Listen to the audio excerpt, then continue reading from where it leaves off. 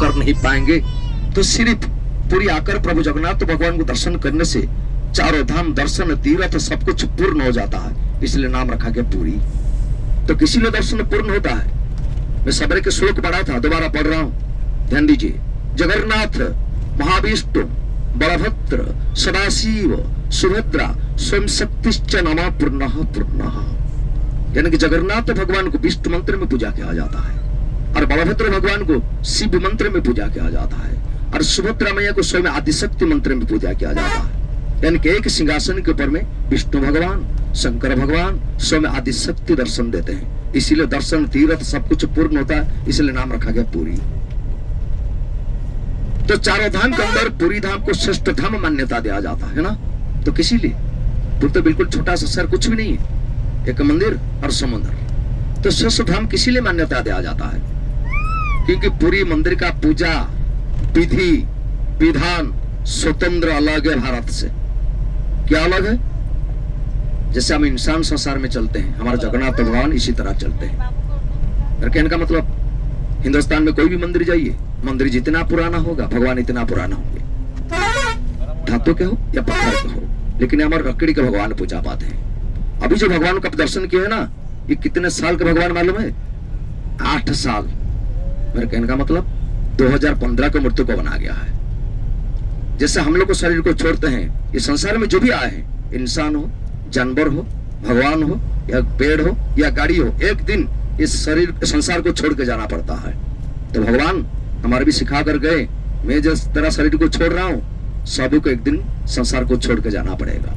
तो हमारा जगन्नाथ भगवान शरीर को कब छोड़ते हैं? ये पुराना मूर्ति को समाधि दिया जाता है और नया मूर्ति को पूजा किया जाता है। कब आता है? 1 साल के अंदर में, 2 आषाढ़ महीना, यानी कि 2 मल महीना जिस साल में आएगा, वो होगा भगवान का शरीर का परिवर्तन, जिसका नाम होता है नवोत कलेवर। ये कब होता है? 9 साल, 12 साल या 19 साल के अंदर ही आता है। तो पूजा विधि विधान क्या अलग है? देखिए, इंसान हम सुबह जब बेड से उठते हैं, जागते हैं, पहले क्या करते हैं? मुंह धोने के लिए जाते हैं। हमारा भगवान भी मुंह धोते हैं। मुंह धोने के बाद हम क्या करते हैं? मंजन। हम क्या मंजन करते हैं? तरीका कंपनी का ब्रश, तरीका कंपनी का पेस्ट। तो हमारा भगवान कौन सा ब्रश या कौन सा पेस्ट लेते हैं? लकड़ी का ब्रश और कौन सा पेस्ट? चंदन, केसर, कस्तूर, सुगंधी मिलाकर दिया जाता है मंजन के लिए।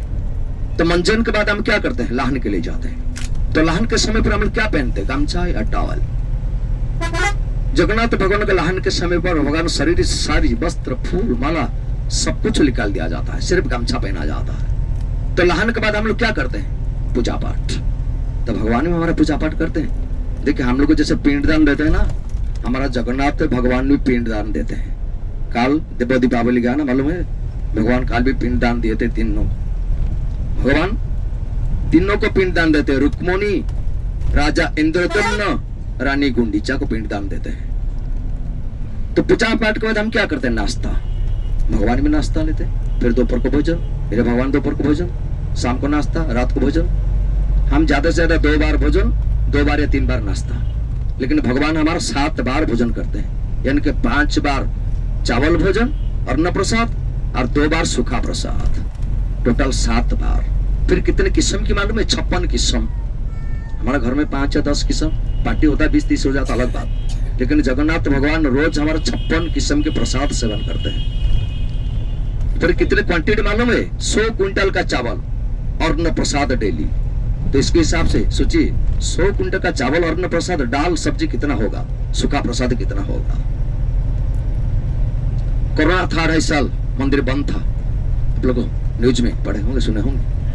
लेकिन यहाँ का पूजा विधि विधान रिवाज नहीं बदलता है। कोई आए कोई ना आए, किसके ऊपर में डिपेंड किया नहीं जाता है। यहाँ का रिवाज ऐसे ही चलता है। अधिक हिंदुस्तान कोई भी मंदिर जाइए, खाना कौन सा बर्तन में बना जाता है? तंबे या कांसे के बर्तन। लेकिन पूरी मंदिर में ऐसा नहीं, हर रोज नया बर्तन, मिट्टी के बर्तन में खाना बना जाता है, फिर लकड़ी के चूल्हा में।